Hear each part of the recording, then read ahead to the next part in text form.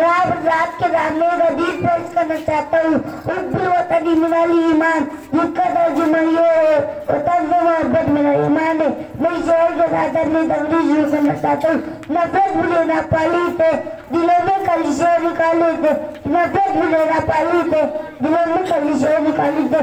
تیرا نہ میرا نے ایک کا رکھا، تیرا نہ میرا نے ایک کا رکھا، سب کا وطن ہے وطانی تھے. مجھے احمد امریہ کے اس موقع پر چند باتیں آپ کے سامنے عرض کرنا چاہتا ہوں.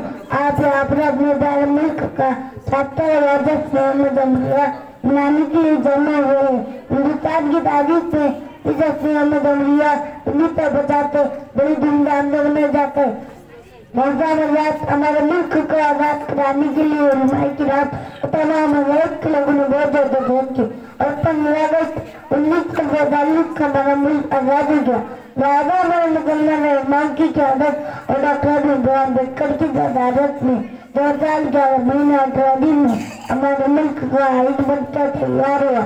میں شہر کے بعد اپنی تقریر کا کرنا چاہتا ہوں. اے اپنا تجھ سے محبت بے شمار کرتے، اے اپنا تجھ سے محبت بے شمار کرتے، اے اپنا تیز عظمت کو سلام کرتے. السلام علیکم.